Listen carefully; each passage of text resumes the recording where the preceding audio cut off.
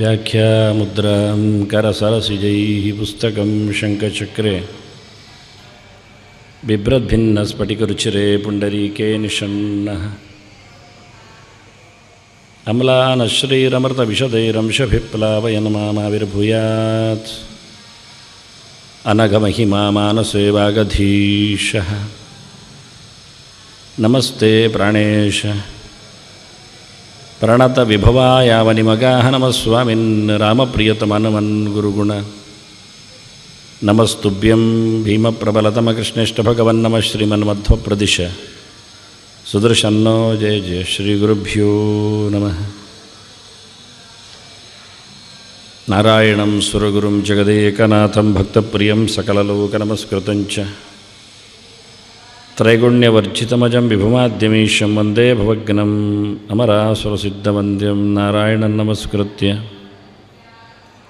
ನರಂಚೈವ ನರೋತ್ತಮಂ ದೇವೀಂ ಸರಸ್ವತೀಂ ವ್ಯಾಸಂ ತತೋ ಜಯಮುದೀರಯೇ. ವೇದವ್ಯಾಸರ ಭಗವದ್ಗೀತೆಯಲ್ಲಿನ ಕೃಷ್ಣ ಪಾರಮ್ಯದ ಚಿಂತಕರಿಗೆ ವಂದನೆಗಳು. ಗೀತೆಯಲ್ಲಿ ಕೃಷ್ಣ ಪಾರಮ್ಯ 25ನೆಯ ಪ್ರವಚನ. ಭಾರತದ ಸಾರ ಅನಿಸಿಕೊಳ್ಳುವ ಮೊದಲ ಮಾತಿನ ಚಿಂತನೆಯಲ್ಲಿ ಗೀತೆಯ ಹರವು ಕೆಲವು ಅರ್ಥಗಳಲ್ಲಿ ಹೇಗಿತ್ತು ಅಂತ ನೋಡ್ತಾ ನಿನ್ನೆ ಪೂರ್ವಾರ್ಧವನ್ನು ಮುಟ್ಟಿದ್ದೇನೆ. ಹೀಗಾಗಿ ಮತ್ತೆ ಎರಡನೇ ಗೆರೆಯೊಂದಿಗೆ ಚಿಂತನೆ. ಇವೆಲ್ಲ ಬಹಳ ದೊಡ್ಡದಾದ ಸಾಧನೆಯ ಸೊತ್ತುಗಳು, ಚಿಂತನೆಯ ಕೇಂದ್ರಗಳು, ಮಂತ್ರದ ಬಿಂದುಗಳು, ಮಾತಿನ ಮಂಟಪಗಳು. ವಾಸ್ತವವಾಗಿ ಹರೇ ರಾಮ ರಾಮ ರಾಮ ಹರೇ ಹರೇ ಹೇಳೋದಿಲ್ವಾ? ಇಲ್ಲೇನಿದೆ ಕ್ರಿಯಾಪದ? ಎಲ್ಲಿದೆ ಅನ್ವಯದ ಚಿಂತನೆ? ಏನು ಕಲೀಲಿಕ್ಕುಂಟು? ರಾಮ ಎನ್ನುವ ಎರಡಕ್ಷರವೂ ಮಂತ್ರ ಅಲ್ವಾ? ಕೃಷ್ಣ ಎನ್ನುವ ಎರಡಕ್ಷರವೂ ಮಂತ್ರ ಅಲ್ವಾ? ದೇವರ ಚಿಂತನೆಗಾಗಿ ಒಂದಕ್ಷರದ್ದು ಮಂತ್ರ ಇಲ್ವಾ? ವಾಚಕ ಪ್ರಣವೋ ಮಮ ಅಂದಾಗೆ.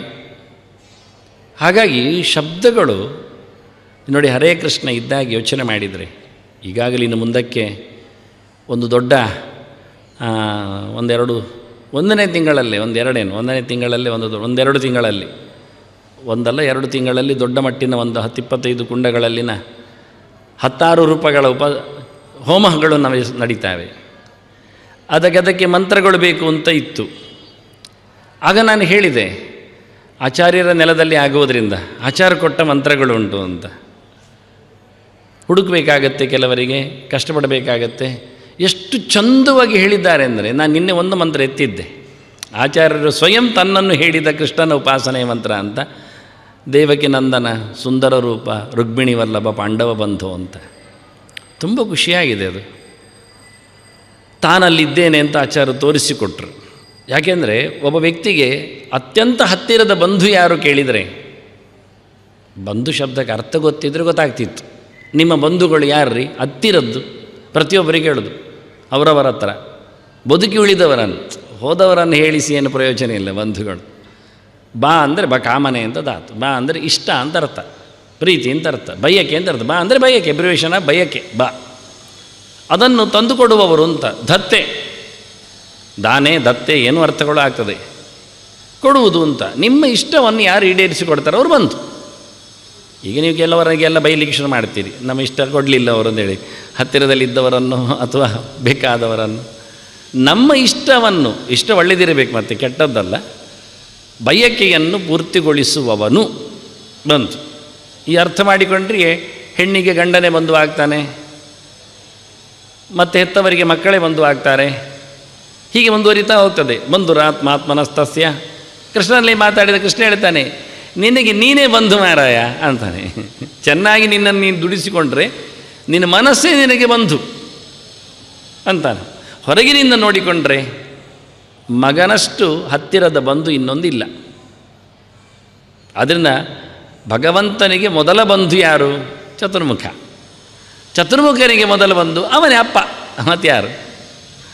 ಹೀಗೆ ಮಕ್ಕಳಿಗೆ ಅಪ್ಪನೇ ಬಂಧು ಆಗ್ತಾನೆ, ತಂದೆಗೆ ಮಗನೇ, ಮಕ್ಕಳೇ ಆತ್ಮಾಮಯಿ ಪುತ್ರನಾಮಾಸಿ ಅಂತ. ಹೀಗಾಗಿ ಪಾಂಡವ ಬಂಧೋ ಅಂತ ಕರೀದು. ಯಾರಿಗೆ ಬೇಕ್ರಿ ವೇದಾಂತ ಅಲ್ವಾ? ತುಂಬ ಸೊಗಸಾದ ಮಾತು ಆಚಾರ್ಯರತ್ತು. ಯಾರು ಬಂಧುಶ್ಚಾಸೌ ಪಾಂಡವಶ್ಚ ಅಂತ, ಪಾಂಡವ ಬಂಧು ಅನ್ನುವಲ್ಲಿ ಕರ್ಮಧಾರದೆ ವ್ಯವಸ್ಥೆ. ಪಾಂಡವಸ್ಯ ಅಂತಲ್ಲ, ಪಾಂಡವ ಸನ್ ಬಂಧುಶ್ಚ. ಅದು ಯಾರು ಕೇಳಿದರೆ ಪಾಂಡು ಮಗನಾಗಿಯೂ ಕೃಷ್ಣನ ಮಗನಾಗಿಯೂ. ಇದು ಎಲ್ಲಿದೆ? ಕೃಷ್ಣನಿಗೂ ಮಗ, ಪಾಂಡವಿಗೂ ಮಗ. ಅದು ಯಾರು ಕೇಳಿದರೆ ಪ್ರಾಣನೊಬ್ಬನೇ, ಭೀಮನೊಬ್ಬನೇ. ಪ್ರಾಣತತ್ವ ಮೂಲ ರೂಪದಲ್ಲಿ ಭಗವಂತನ ಮಗ, ಅವತಾರದಲ್ಲಿ ಪಾಂಡವಿನ ಮಗ. ಹೀಗೆ ರುಕ್ಮಿಣಿ ವಲ್ಲಭ ಪಾಂಡವ ಬಂಧೋ ಭೈಷ್ಮೀ ಮಧ್ವಕರಾರ್ಚಿತಂ. ಆ ಪುರಾಣ ಗೆರೆಯನ್ನು ಎಷ್ಟು ಅದ್ಭುತವಾಗಿ ಅನುವಾದ ಆಚಾರ್ಯ ಇಟ್ಟುಕೊಂಡು ಮಂತ್ರವನ್ನಾಗಿಸಿದ್ದಾರೆ ಹೇಳೋದು ನಾನು. ಹರೇ ಕೃಷ್ಣ ಇದ್ದಾಗೆ ಇದೆಲ್ಲ ಸಂಬುದ್ಧಂತವಾದ ಮಂತ್ರಗಳು.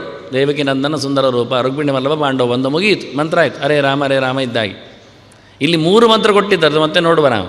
ಅದು ಅವರ ಚಿಂತನೆಗೆ ಬಂದಾಗೆ ಹೇಳುತ್ತೇನೆ. ಕೃಷ್ಣನ ಬಗ್ಗೆ ಬಾಲಕೃಷ್ಣ, ಪಾರ್ಥಸಾರಥಿ ಕೃಷ್ಣ ಮತ್ತು ಶ್ರೀಕೃಷ್ಣ 3 ಜನರನ್ನು ಮಾತಾಡಿಸಿದ್ದಾನೆ ಆಚಾರ್ಯ ಮಧ್ವರು. ಹೀಗಾಗಿ ಮಂತ್ರಗಳಿಗೆಲ್ಲ ನೀವು ಅನ್ವಯ ಹುಡುಕಬೇಡಿ, ಕ್ರಿಯಾಪದೆಯಲ್ಲಿ ಕೇಳಬೇಡಿ ಅಂತ. ಇಲ್ಲಿ ನಮ ಇಲ್ಲ ಮಾರೆ, ಸ್ವಾಹ ಇಲ್ಲ ಮಾರೆ ಅಂತ ಮಂತ್ರ ಕೇಳಬೇಡಿ. ಹರೇ ಕೃಷ್ಣದಲ್ಲಿ ಅಂತ ನಮ ಉಂಟ, ಸ್ವಾಹ ಉಂಟ. ನಾರಾಯಣೇತಿ ಮಂತ್ರೋಸ್ತಿ ವಾಗಸ್ತಿ ವಶವರ್ತಿನಿ. ಯಮ ಹೇಳುತ್ತಾನೆ 4 ಅಕ್ಷರದ ಮಂತ್ರ ಇದು. ನಾರಾಯಣ ಇತಿ ಅಂದರೆ ಮುಗಿದೋಯ್ತು, ಕೊಲಪನ್ನಿದ್ದಾಗೆ 4 letters. ಇವತ್ತು ಕೇರಳದವರು ಹೆಚ್ಚು ಜನ 4 ಅಕ್ಷರದ್ದೇ ನಾರಾಯಣ ಜಪ ಮಾಡೋದು. ನಾರಾಯಣ ಅಂತಲೇ ಹೇಳೋದು. ಮತ್ತು ಹೊತ್ಕೊಂಡು ಹೋಗೋ ಹಾಗೆ ಹೇಳೋದಲ್ಲ, ಮತ್ತೆಂದು ಜಾಸ್ತಿ ಹೇಳೋದಿಲ್ಲ. ಹಾಗಾಗಿ ನಾರಾಯಣ ಅಂತ 4 ಅಕ್ಷರದ್ದೇ ಮಂತ್ರ, 8 ಆಗಬೇಕಾಗಿಲ್ಲ. ಅಷ್ಟಾಕ್ಷರ ಇರಲಿ, ಪ್ರಣವದ 4 ಅಕ್ಷರ ಸಾಕು ಸದ್ಯಕ್ಕೆ. ಉಳಿದದ್ದು ಕಷ್ಟ ಉಂಟು. ಅನಂತ ಮಾತ್ರ ಅಂತ ಮುದಾಹರಂತಿಯಂ, ಇದು ತುಂಬ ಉಂಟು ಅದಕ್ಕೆ ರೂಪಗಳು. ಅದು 4 ಅಕ್ಷರ ನಾರಾಯಣದಲ್ಲಿ ಅನ್ವಯ ಬೇಕಾ? ಬೀಜ ಉಂಟಾ? ನಮಶಬ್ದಾದಿಗಳಿವೆಯಾ? ಏನು ಬೇಡ, ಬೇಕಾಗಿಲ್ಲ. ಹಾಗೆಯೇ ಆಚಾರ್ಯರು ಇಡೀ ಮತ್ಸ್ಯಕರೂಪ, ಲಯೋಧ ವಿಹಾರಿನ್, ವೇದವಿನೇತ್ರ, ಚತುರ್ಮುಖ ವಂದ್ಯ, ಕುರ್ಮ ಸ್ವರೂಪಕ, ಮಂದರಧಾರಿನ್, ಎಷ್ಟು ಚೆನ್ನಾಗಿದೆ ನೋಡಿರಿ. ಒಂದು ಎಲ್ಲಿಯೂ ತಪ್ಪದೆಯ ಒಂದು ಅತ್ಯಂತ ಸುಲಭವಾಗಿ. ಇನ್ನು ಖುಷಿ ಹೇಳುವುದಾದರೆ ಹರೇ ರಾಮ ಹರೇ ಕೃಷ್ಣ, ಇದು ಅನುಷ್ಠುಪ್ ಮಂತ್ರ, ಕಲಿಸಂತರಣ ಉಪನಿಷತ್ತಿನಲ್ಲಿ ಇರುವಂಥದ್ದು. ಹೇಳಿಕೊಂಡಿದ್ದಾರೆ ಅದಕ್ಕೆಲ್ಲ ಈ ಮಂತ್ರಕ್ಕೆ ಹೆಸರು. ಇದರಲ್ಲಿ ಯಾವ ಭಾಷೆಯಲ್ಲಿ ಉಂಟದು? ಹರೇ ರಾಮ ರಾಮ ಹರೇ ಹರೇ. ಭಾಷೆ ಯಾವುದು? ಯಾರ ಹತ್ರ ಹೇಳೋದು ನಾವು ಯಾವ ಭಾಷೆ ಅಂತ? ಅದು ಸಂಸ್ಕೃತ ಹೌದು, ಕನ್ನಡ ಅಲ್ಲ ಹೇಳಲಿಕ್ಕೆ ಆಗೋದಿಲ್ಲ. ತೆಲುಗು ಹಾಗೆ, ತಮಿಳು ಅಂಥದ್ದೇ, ಮಲಯಾಳ ನಡೀತದೆ. ಎಂಥ ಭಾಷೆ ಹೇಳೋದು ನಾವು?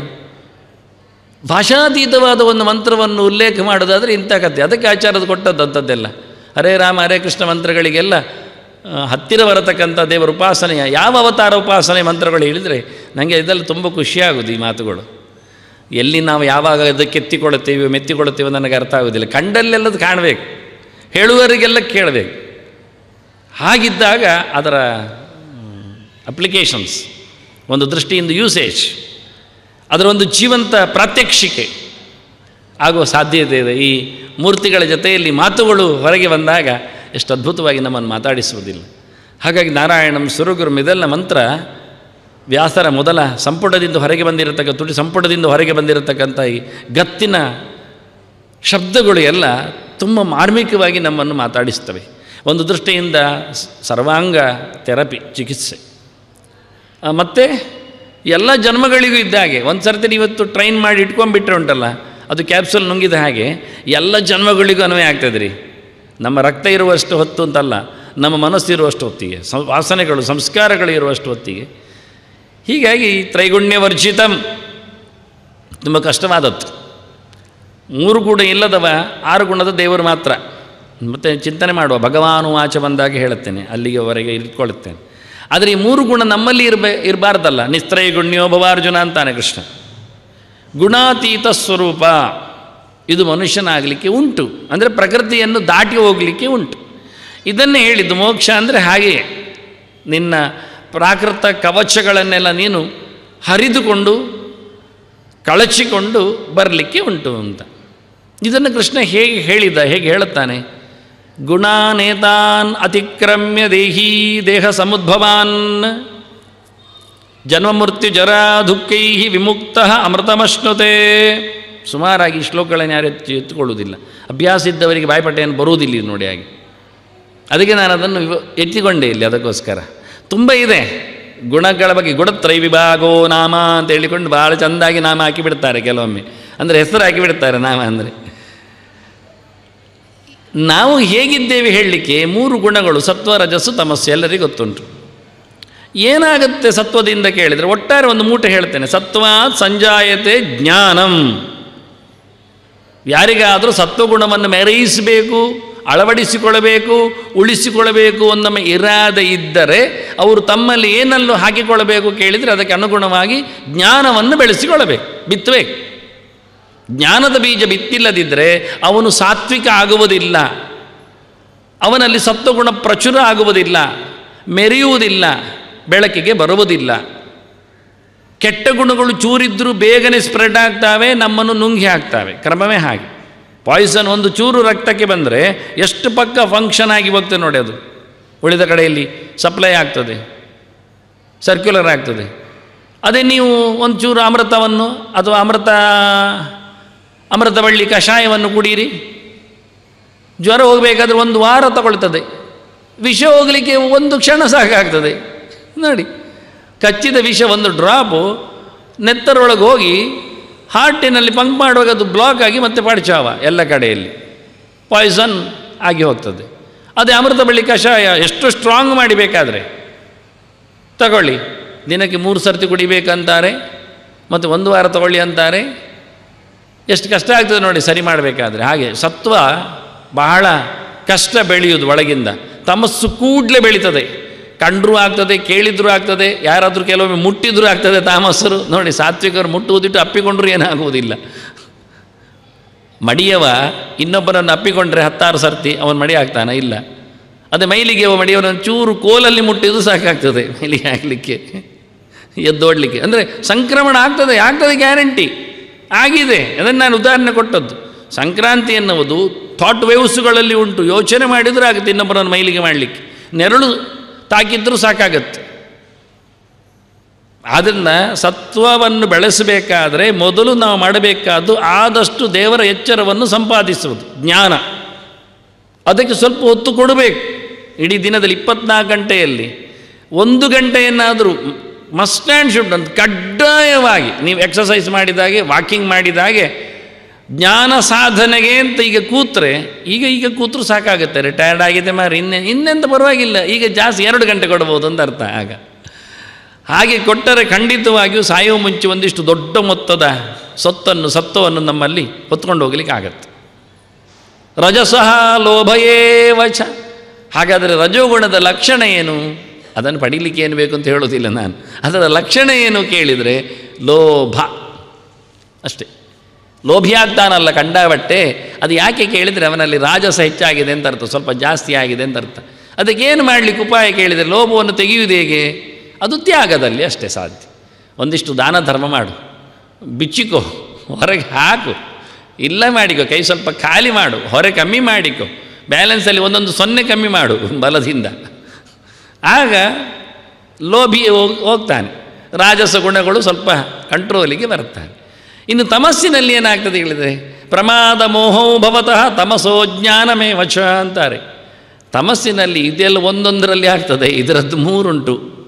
ಅಂದರೆ ತಮಸ್ಸು ಎಷ್ಟು ಜೋರುಂಟು ನೋಡಿ. ಒಂದು ಅಜ್ಞಾನ, ತದ್ವಿರುದ್ಧ, ಸತ್ವದ ವಿರುದ್ಧ ತಮಸ್ಸು ಹೇಳಲಿಕ್ಕೋಸ್ಕರ ಅದು ಇದ್ದರೆ ಬರುವುದಿಲ್ಲ.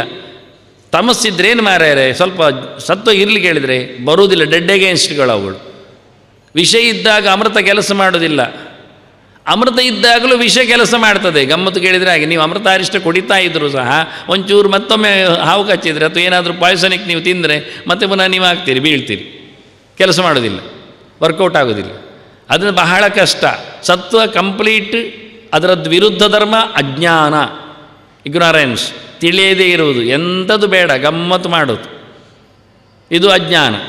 ಇದು ತಮಸ್ಸಿನ ಕೆಲಸ. ಅದರೊಟ್ಟಿಗೆ ಪ್ರಮಾದ, ಎಚ್ಚರಗೇಡಿತನ, ಎಂಥದ್ದು ನಡೆದರೂ ಪರವಾಗಿಲ್ಲ ಅಂತ ಯಾವುದರ ಬಗ್ಗೆ ಯೋಚನೆಯೇ ಇಲ್ಲ, ಬೇಕು ಅಂತಲೇ ತಪ್ಪು ಮಾಡೋದು ಕೆಲವೊಮ್ಮೆ, ಬೇಕೂಫುಗಳಂತೆ. ಮತ್ತು ಮೋಹ, ವಿಪರೀತ, ತಪ್ಪನ್ನೇ ಸರಿ ಅಂತ ಹೇಳಿ ವಾದ ಮಾಡಿಕೊಂಡು ನಡೆಸಿಬಿಡ್ತಾರೆ. ಇನ್ನೇನು ಮಾಡುವ, ಹೇಳಿಕೊಡಲಿಕ್ಕೇ ಇಲ್ಲ, ಅವರು ಹೇಳಿದ್ದೇ ಸತ್ಯ, ಅಷ್ಟು ಅವರಲ್ಲಿ ಗಾಢವಾದಂತಹ ಒಂದು ನಂಬಿಕೆ. ಇದೆಲ್ಲ ತಮಸ್ಸಿನ ಕಥೆಗಳು. ಒಂದೊಮ್ಮೆ ಅಂಥದ್ದಿದ್ದರೆ ಯೋಚನೆ ಮಾಡಿಕೊಂಡು ಬ್ರೇಕ್ ಹಾಕೋದು ಒಳ್ಳೆಯದು. ಇದಿಷ್ಟು ಗುಣಗಳ ಬಗ್ಗೆ ಸಣ್ಣ ಪರಿಚಯ ಕೊಟ್ಟುಕೊಂಡು ನಾನು ನಿಸ್ತ್ರೈಗುಣ್ಯ ಅನ್ನುವುದಕ್ಕೆ, ತ್ರೈಗುಣ್ಯವರ್ಜಿತಕ್ಕೆ ಮಾತಾಡ್ತೇನೆ. ಇದರಲ್ಲಿ ಯಾರ ಪೊಸಿಷನ್ ಎಲ್ಲಿರ್ತದೆ ಅಂತ ಒಂದು ಹೇಳಿಬಿಡಬೇಕು. ಊರ್ಧ್ವಂಗಚ್ಚಂತಿ ಸತ್ವಸ್ಥಾಹ, ಮಧ್ಯೆ ತಿಷ್ಟಂತಿ ರಾಜಸಾಹ, ಜಗನ್ಯ ಗುಣವೃತ್ತಿಸ್ಥಾಹ, ಅಧೋಗಚ್ಚಂತಿ ತಾಮಸಃ. ಮೇಲ್ಮುಖವಾದ ಪ್ರವೃತ್ತಿ ಇದ್ದರೆ ಅದು ಸಾತ್ವಿಕರ ಲಕ್ಷಣ. ಊರ್ಧ್ವಂಗಚ್ಚಂತಿ ಸತ್ವಸ್ಥ ಅಂದರೆ ಈಗ ಪಿತೃಪಕ್ಷ ಮೇಲಕ್ಕೆ ಹೋಗ್ತಾರೆ ಅಂತ ಅರ್ಥ ಅಲ್ಲ, ಮೇಲೆ ಇರ್ತಾರೆ ಅಂತ. ಮಧ್ಯೆ ತಿಷ್ಟಂತಿ ರಾಜಸಃ, ರಾಜಸರು ಯಾವತ್ತೂ ಮಧ್ಯದಲ್ಲಿ ಇರ್ತಾರೆ. ಸ್ವರ್ಗದೊಳಗೆ ಹೋಗ್ತಾರೆ, ಆಚೆಗೆ ಇಲ್ಲ. ನರಕದೆಡೆಗೆ ಬರ್ತಾರೆ, ಇನ್ನು ಕೆಳಗೆ ಇಳಿಯುವುದಿಲ್ಲ ಅವರು, ಇಷ್ಟೇ. 3 ಕಡೆ ತಿರುಗುವರಂತೆ. ಇನ್ನು ತಾಮಸರು ಯಾವತ್ತು ಮೇಲೆ ಬರುವುದಿಲ್ಲ, ನಡುವೆ ಸಿಗುವುದಿಲ್ಲ, ಎಲ್ಲಕ್ಕೆ ಕೆಳಗೆ ಬೀಳುವವರು. ಆದ್ದರಿಂದ ನೀವು ಎಲ್ಲಿ ಹೋಗಬಹುದು ಗುಣತ್ರಯಗಳಿಂದ ಎನ್ನುವುದನ್ನು ಗಟ್ಟಿ ಮಾಡಿಕೊಂಡ್ರೆ ಯಾವುದು ತಪ್ಪಿಸಲಿಕ್ಕಾಗ್ತದೆ ಅಂತ ಹೇಳಲಿಕ್ಕೆ ಬರ್ತದೆ. ಈಗ ಇಲ್ಲಿಗೆ ಬರುವ ಗುಣಾನೇತಾನತಿಕ್ರಮ್ಯ ದೇಹಿ ದೇಹ ಸಮುದ್ಭವಾನ್. ಈ ಗುಣಗಳು ಎಲ್ಲಿ ಮರೆಮಾಟಿಕೊಂಡಿವೆ ಕೇಳಿದರೆ ನಮ್ಮ ದೇಹದಲ್ಲೇ ಇದೆ. ಮೇಲಿನ ಪಾರ್ಟ್ ಅದು ಸತ್ವ, ನಡುವಿನ ಪಾರ್ಟ್ ಅದು ರಜಸ್ಸು. ಅದರಲ್ಲಿ ಸ್ವಲ್ಪ ಆಚೀಚೆ ಉಂಟು, ಕೆಲವು ಮೇಲಕ್ಕೆ ಹೋಗ್ತದೆ, ಕೆಲವು ಕೆಳಕ್ಕೆ ಹೋಗ್ತದೆ. ನೋಡಿ, ರಾಜಸ ಅಂದರೆ ಹಾಗೆ. ಕೆಳಗಿನ ಪಾರ್ಟ್ ಅದು ತಮಸ್ಸು, ಅದು ಕೆಳಗೆ ತಳ್ಳಿಕ್ಕಿರುವಂಥದ್ದು. ಆದ್ದರಿಂದ ನಾವು ಗ್ಲ್ಯಾಂಡ್ಸ್ಗಳನ್ನು ಅಥವಾ ನಾಡಿ ಕೇಂದ್ರಗಳನ್ನು ಉದ್ಬೋಧಗೊಳಿಸಿ ಮೇಲಕ್ಕೆ ಕಳಿಸಬೇಕು. ಅದಕ್ಕೊಂದು ಸಣ್ಣ ಟೆಕ್ನಿಕ್ ಏನು ಕೇಳಿದರೆ, ಕೃಷ್ಣ ಮೆಟ್ಟಿದ ಮಣ್ಣನ್ನು ಮೈಗೆ ಹಚ್ಚಿಕೊಳ್ಳೋದು. ಮೇಲ್ಮುಖವಾಗಿ ಹಚ್ಚಿಕೊಂಡ್ರೆ ಸ್ವಲ್ಪ ಶಕ್ತಿ ಕೇಂದ್ರಗಳೆಲ್ಲ ಮೇಲ್ಮುಖವಾಗಿ ಕೆಲಸ ಮಾಡುತ್ತವೆ, ಅಷ್ಟೇ ಕೇಳುವುದು ಅದನ್ನು. ಅದನ್ನು ನೀವು ಕೆಳಗೆ ತಿದ್ದಿಕೊಂಡ್ರೆ ಕೆಳಗೆ ಹೋಗ್ತೀರಿ ಅಷ್ಟೇ, ಮತ್ತೆಂತಿಲ್ಲ. ಆದ್ದರಿಂದ ಶಕ್ತಿ ಕೇಂದ್ರಗಳ ಮೇಲೆ ನಮ್ಮ ನ್ಯಾಸ ಚಿಂತನೆಗಳು, ಪುಂಡ್ರಧಾರಣೆಗಳು ಇವೆಲ್ಲ ಆಗಿಬಿಟ್ಟಿವೆ. ಹಾಗಾಗಿ ಯಾರು ಸಹ ಕಾಲಿಗೆಲ್ಲ ಹಚ್ಚುವುದಿಲ್ಲ. ಒಂದು ದೇವರ ಪಾದಧೂಳಿಗಳೆಲ್ಲ ಉತ್ತಮಾಂಗಗಳನ್ನಷ್ಟೇ ಸ್ಪರ್ಶಿಸಬೇಕು, ಅಧಮಾಂಗಗಳನ್ನಲ್ಲ ಎನ್ನುವುದೊಂದು ಕಾನ್ಸೆಪ್ಟ್. ಅದರ ಒಟ್ಟಿಗೆ ಅಲ್ಲಿ ಎಲ್ಲಿಯೂ ನಾಡಿ ಕೇಂದ್ರಗಳಿಲ್ಲ, ಇರುವುದೆಲ್ಲ ನಾಭಿಯ ನಂತರದಲ್ಲಿ, ನಾಭಿ ಕೇಂದ್ರದಿಂದಲೇ ಶುರು, ಮೂಲಾಧಾರದಿಂದ. ಹಾಗಾಗಿ ಹೊಟ್ಟೆಯಿಂದ ಶುರುವಾಗಿದ್ದರೆ ಸಾಕಾಗ್ತದೆ ದೇವರ ಪಾದಧೂಳಿಗಳನ್ನು ಅಥವಾ ಗಂಧಗಳನ್ನೆಲ್ಲ ಹಚ್ಚಿಕೊಳ್ಳಿಕ್ಕೆ, ಮೆತ್ತಿಕೊಳ್ಳಿಕ್ಕೆ, ಪುಂಡ್ರಧಾರಣೆ ಮಾಡಲಿಕ್ಕೆ. ಪುಂಡ್ರ ಅಂದರೆ ನಾಮ ಹಾಕುವುದು ಅಂತ ಹೇಳ್ತಾರೆ ಬೇಕಾದರೆ, ಅದಲ್ಲ. ನಾಮ ಜತೆಗೆ ಪುಂಡ್ರ ಹಾಕುವುದು ಹೇಳಬೇಕು. ನಾಮ ಅಂದರೆ ದೇವರ ನಾಮ. ಕೇಶವಾಯ ನಮಃ, ನಾರಾಯಣಾಯ ನಮಃ ಅಂತ ಹೇಳಿಕೊಂಡು ಸರ್ವಸ್ಥಾನಗಳಲ್ಲಿ ಭಗವನ್ನಾಮಗಳಿಂದ ಪುಂಡ್ರವನ್ನು ಹಾಕಿಕೊಳ್ಳಿಕ್ಕೆ ಇರುವುದು. ಇಷ್ಟು ಅದ್ಭುತವಾದಂಥ ಒಂದು ತಂತ್ರಗಾರಿಕೆಯಲ್ಲಿ ನಮ್ಮನ್ನು ಮೇಲ್ಮುಖವಾಗಿ ಕಳಿಸಲಿಕ್ಕೆ, ಒಳಗಿಂದ ಸಜ್ಜಾಗಲಿಕ್ಕೆ ಮತ್ತು ನಾಮ ಹಾಕಲಿಕ್ಕೆ, ಅಂದರೆ ಪುಂಡ್ರಧಾರಣೆ ಮಾಡಲಿಕ್ಕೆ ಜಾತಿ, ಮತ, ಅಂತರ, ವಯಸ್ಸು ಅದೆಲ್ಲ ಯಾವುದು ಬೇಡ. ಮಗುವಿಗೂ ಹಣೆ ಉಂಟಲ್ಲ, ಮಗುವಿಗೆ ಹೊಟ್ಟೆ ಉಂಟಲ್ಲ, ಕೈ ಉಂಟಲ್ಲ, ಹಾಕ್ಬೋದಲ್ಲ, ಮತ್ತೆಂತ, ಇಷ್ಟೇ, ಮತ್ತೇನಿಲ್ಲ. ಮುದುಕರಿಗೂ ನಡೀತದೆ, ಹೆಂಗಸರಿಗೂ ಆಗ್ತದೆ. ಇನ್ನು ಹೆಂಗಸರು ನಮಗೆಲ್ಲ ಇಲ್ಲ, ನಿಮಗೆ ಉಂಟಪ್ಪ, ಯಾರಿಲ್ಲ ಹೇಳಿದರು. ಹೆಂಗಸರಿಗೂ ನಾಮ ಹಾಕಲಿಕ್ಕೆ ಉಂಟು. ನಾಮ ಅಂದರೆ ಪುಂಡ್ರಧಾರಣೆ. ಅದನ್ನೆಲ್ಲ ನಾನು ಸಂಧ್ಯಾ ಸಮೀಕ್ಷೆಯಲ್ಲಿ ಹೆಚ್ಚು ಬರೆದಿದ್ದೇನೆ, ನೋಡಿಕೊಳ್ಳಿ. ಇದಕ್ಕೆಲ್ಲ ಪ್ರಮಾಣ ಉಂಟು, ಪುರಾವೆ ಉಂಟು, ಮತ್ತೆಂತ ಹೇಳಲಿಕ್ಕಿಲ್ಲ. ಹಾಕಿದವರು ಇದ್ದಾರೆ. ನಾನು ಈ ಬಾರಿ ನನ್ನ ಸಂಧ್ಯಾ ಸಮೀಕ್ಷೆ 3ರಲ್ಲಿ ಅದನ್ನೆಲ್ಲ ಒಟ್ಟು ಮಾಡಿಕೊಟ್ಟವ ನಾನು. ಅಂದರೆ ಮಹಾಲಕ್ಷ್ಮಿಯರು ಅಂದರೆ ಸೀತೆ ಆಗಲಿ, ಗಂಗೆ ಆಗಲಿ, ಅಥವಾ ಅಂದರೆ ಪುರಾಣದ ಹಿಸ್ಟ್ರಿಯಲ್ಲಿ ಬರತ ಕೆಲವು ಹೆಂಗಸರು ಎಲ್ಲ, ಸರಸ್ವತಿ ಆಗಲಿ, ಲೋಪಾಮುದ್ರೆ ಆಗಲಿ, ಅಥವಾ ರೇಣುಕೆ ಆಗಲಿ, ಇವರೆಲ್ಲ ತಿಲಕ ಹಾಕಿದ್ದಾರೆ ಎನ್ನುವುದರ ಬಗ್ಗೆ ಮಾತುಗಳು ಹೇಗಿತ್ತು ಅಂತ ಹಾಕಿಕೊಂಡಿದ್ದಾರೆ ಹೇಳಲಿಕ್ಕೆ. ಇಂಥದ್ದು ಅಂದರೆ ಪುರಾಣದ ಇತಿಹಾಸದ ಹೆಂಗಳೆಯರನ್ನೆಲ್ಲ ಮಾತಾಡಿಸಿದಾಗ ಅರ್ಥ ಆಗುತ್ತೆ ಏನು ಮಾಡ್ತಾ ಇದ್ರು, ಹೇಗಿದ್ದರು ಅಂತ, ಪ್ರಮಾಣಕ್ಕಾಗಿ. ಹೀಗೆ ಗುಣಾನೇತಾನ್ ಅತಿಕ್ರಮ್ಯ ದೇಹಿ ದೇಹ ಸಮುದ್ಭವಾನ್. ದೇಹದಲ್ಲಿ ಇರತಕ್ಕಂಥ ಕೆಲವು ಈ ಗುಣ ಸ್ಪರ್ಶಗಳನ್ನೆಲ್ಲ ಅವನು ಹೊರಗೆ ಹಾಕಿಕೊಳ್ಳಬೇಕು, ದಾಟಬೇಕು. ಅದು ಕುತ್ತಿಗೆ ಹಿಡಿಯುವುದು ಎಲ್ಲಿ ಕೇಳಿದರೆ ಜನ್ಮ ಮೃತ್ಯು ಜರ ದುಃಖೈ ಅಂತಾರೆ. 3 ಉಂಟು ನಮ್ಮಲ್ಲಿ, ಒಂದು ಹುಟ್ಟು, ಒಂದು ಸಾವು, ನಡುವೆ ಒಂದು ಏನು ಕೇಳಿದರೆ ಅದುವೇ ಎಳೆಯುವುದು. ಏನನ್ನು? ಹುಟ್ಟನ್ನು ಎಳೆಯುವುದು, ಮರಣವನ್ನು ಈಚೆ ಎಳೆಯುವುದು. ಹುಟ್ಟನ್ನು ಆಚೆ ಎಳೆಯುವುದು, ಮರಣವನ್ನು ಈಚೆ ಎಳೆಯುವುದು, ಅದು ಮಧ್ಯದ ಪೀರಿಯಡ್. ಜನ್ಮ ಮೃತ್ಯು ಜರ ದುಃಖೈಹಿ ವಿಮುಕ್ತ. ಇದು 3 ಗುಣಗಳ ಏನೊಂದು ಇನ್ಫ್ಲುಯೆನ್ಸ್ ಇದೆ. ಇದರಿಂದ ಬಿಡುಗಡೆಗೊಂಡವನು ಗುಣಾತೀತ, ನಿಸ್ತ್ರೈಗುಣ್ಯ. ಇದನ್ನೇ ತ್ರೈಗುಣ್ಯ ವರ್ಜಿತಂ ಅಂದತ್ತು. ಭಗವಂತ ಯಾವತ್ತೇ ದಾಟಿದ್ದಾನೆ, ಅವನಿಗೆ ಹುಟ್ಟಿಲ್ಲ, ಸಾವಿಲ್ಲ, ನಡುವೆ ಎಳೆಯುವುದು ಇಲ್ಲವ. ಹುಟ್ಟು ಎನ್ನುವುದು ರಾಜಸ, ಸಾವು ಎನ್ನುವುದು ತಾಮಸ, ನಡುವೆ ಬದುಕು ಎನ್ನುವುದು ಅದು ಸಾತ್ವಿಕ.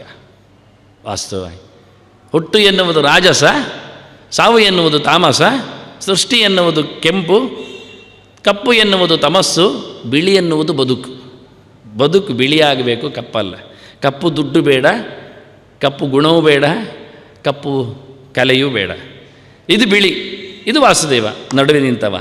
ಅದು ಹೇಗೆ ಉಂಟು ಕೇಳಿದರೆ ಎಳಿತಾ ಉಂಟು. ಹೇಳಿದ್ದದಕ್ಕೆ ಹುಟ್ಟಿದ ಮಗು ಸಾಯಲಿಕ್ಕೆ ಹೊರಟಿದೆ, ಇಷ್ಟೇ ವಿಷಯ. ಹುಟ್ಟಿದ್ದಾನೆ, ಇನ್ನೆಷ್ಟು ವರ್ಷ ಕೇಳಿದರೆ ಇನ್ನು 100ಕ್ಕೆ 1 ಕಡಿಮೆ, ಇನ್ನು 100ಕ್ಕೆ 2 ಕಡಿಮೆ ಹೇಳ್ತೇವೆ ನಾವು. ನಿಜವಾಗಿ ಎಷ್ಟು ಹೌ ಓಲ್ಡ್ ಆರ್ ಯು ಕೇಳಿದಾಗ ನಾವು ಓಲ್ಡ್ ಶಬ್ದವನ್ನು ಬಳಸ್ತೇವೆ, ಆದರೆ ಹತ್ತಿರದ ಸಂಖ್ಯೆನೇ ಹೇಳುವೆ 100ಕ್ಕೆ ಎಷ್ಟು ಕಮ್ಮಿ ಅಂತ.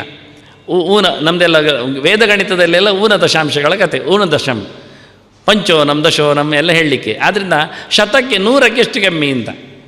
ಹಾಗೆ ಚತ್ವಾರಿಂಶದ ಊನಂ ಹೇಳಲಿಕ್ಕೆ 60 ಹೇಳೋದೇ ಹೇಳಿದರೆ 40 ಕಡಿಮೆಯೇ. ನಾನು 40 ಕಡಿಮೆ ಅಂದರೆ 100ಕ್ಕೆ ಅಂತ ಅರ್ಥ, ರೌಂಡ್ ಫಿಗರ್. ಎಷ್ಟು ಕಡಿಮೆಯವ ಅಂತ, ಸುತ್ತಲ್ಲ ವರ್ಷ, ಎಷ್ಟು ಕಡಿಮೆಯವ ಅಂತ, ಬದುಕಿದರೆ ಅಂತ.